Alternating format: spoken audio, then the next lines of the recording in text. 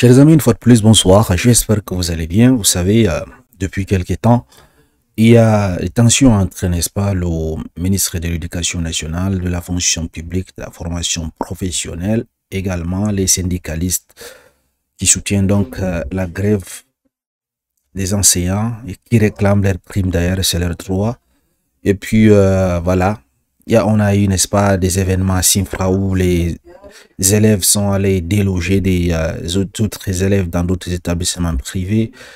Et voilà, hier, cette réunion dont s'est tenue dans la réunion entre le ministre de l'Éducation nationale aujourd'hui et les syndicalistes. Aujourd'hui, c'est entre, n'est-ce pas, les syndicalistes et également le ministre de la formation, du travail et de la formation professionnelle. Donc, celui dont vous voyez ici, le général Blibli David, il a donc adressé un message à la personne, n'est-ce pas, de la ministre de la fonction publique. C'est ce que nous allons voir.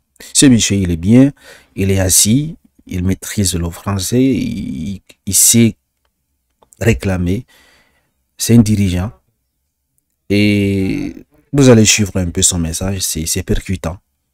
Et il est bien dans ses bottes, au fait. Nous allons lire ensemble. Donc, publié par Pul Chéri Balé. Et le message, n'est-ce pas, du général Blibli David. Qu'est-ce qu'il dit? Il dit: Madame la ministre de la fonction publique, Madame Andésiré Ouloto, allons doucement. Ne menacez pas les enseignants, Madame la ministre, ce ne sont pas des rebelles, encore moins des ennemis de la République. Ce sont des hommes et des femmes debout, malgré la poussière de la pauvreté, malgré les orages de l'indifférence. Ils ne réclament pas un privilège extravagant, mais une simple étincelle de reconnaissance, une prime d'incitation, un souffle de justice pour des poumons longtemps essoufflés. Est-ce un crime de lèse-majesté que de tendre la main vers l'État?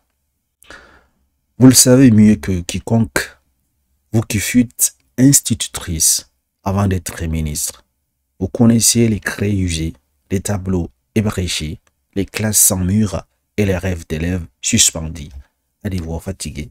Vous avez marché dans la poussière des écoles, foulé le sol sacré de l'apprentissage. Alors, vous savez, vous sentez. Madame la ministre, on n'éradique pas un fonctionnaire parce qu'il réclame mieux. On ne congédie pas ceux qui s'aiment, qui bâtissent, qui éclairent l'histoire. Regarde, elle écrit, elle enregistre, elle juge, et la mémoire collective, infaillible, sentinelle, jugera chacun au moment venu. Aujourd'hui fort, demain peut-être faible.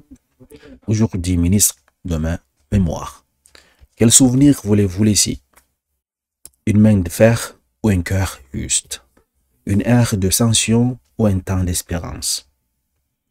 Offrez-vous le plus beau des héritages? Imaginez-vous dans un futur apaisé dire avec fierté à vos enfants et à la nation tout entière: oui, c'est nous, ma gouvernance, qu'une prime fut octroyée. C'est sous ma gouvernance qu'une prime fut octroyée aux enseignants. Oui, c'est grâce à ma main tendue que leurs souffrances furent soulagées. Ces jours-là, vous serez bénis dans les écoles, chantés dans les salles de maître, respectés dans les livres d'histoire. Mais si l'on doit dire un jour, les enseignants furent radiés pour avoir rêvé de mieux, pour avoir osé une grève pendant que j'étais ministre, alors le passé deviendra fardeau. Et cette décision est une tâche indélébile sur la conscience collective. Nous ne sommes pas en grève par plaisir. Non, c'est une douleur. De plus, dans un quotidien déjà lourd, nos enfants aussi sont dans ces écoles qui vous chérissez tant. Nous ne voulons pas avoir les classes vides, mais nous ne voulons plus vivre les poches vides non plus. La misère est notre colocataire, le désespoir notre voisin. Le ton martial du communiqué n'était pas nécessaire. La glaire n'est pas toujours le bon outil là. Parfois une plume suffit, il est encore temps. Un simple décret, un mot juste, une volonté sincère peuvent suffire à réécrire l'histoire, à ramener le calme, à restaurer l'espoir. Ô DRNA au chef d'établissement, aux IEPP, si votre voix ne peut retourner publiquement, au moins vos prières montent silencieusement. Ne soyez pas les complices d'un échec annoncé, car cette lutte est aussi la vôtre. Si elle aboutit, vous gagnerez plus que vous. Vous serez les premiers à en cueillir les fruits. Vous aussi, silencieux mais concernés. L'histoire n'oublie jamais. Elle ne triche pas. Elle enregistre tout. À la prime, chers camarades, et que la lumière ne s'éteint jamais dans nos classes. Que Dieu inspire nos autorités pour qu'une solution définitive soit trouvée. C'était donc le président du syndicat, Général Bly Bled. Impressionnant. Écriture, plume. Il a les verbes au mot.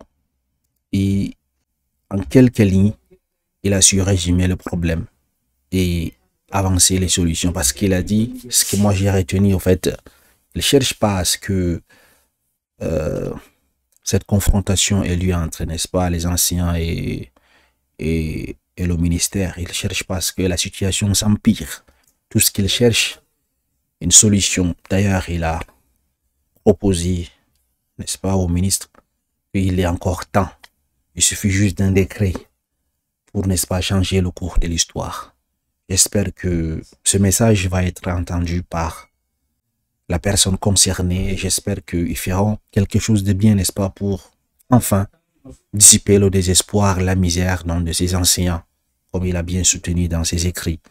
Et j'espère que nos enfants retrouveront enfin leur classe et puis chacun vaquera paisiblement à son espace, son travail.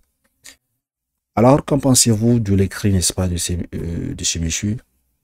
Moi, je n'ai rien d'autre à ajouter, j'ai vraiment apprécié. C'est une très bonne chose. Toujours, il faut une négociation, le dialogue et voilà, que n'est-ce pas, les menaces, les tensions, toutes ces choses. C'est pas intéressant, c'est pas bien. Il faut toujours privilégier donc le dialogue. Et c'est ce que, n'est-ce pas, ces syndicalistes ont fait. Et je les félicite grandement. Il y a assez de, n'est-ce pas, de commentaires soutenant, n'est-ce pas, chez monsieur. Et je pense que toute personne qui n'est pas hypocrite va le soutenir parce que il a toujours été pacifique dans ses démarches. Et je pense que il mérite son poste, en fait. Merci de m'avoir suivi. Excellente soirée à vous. À très bientôt.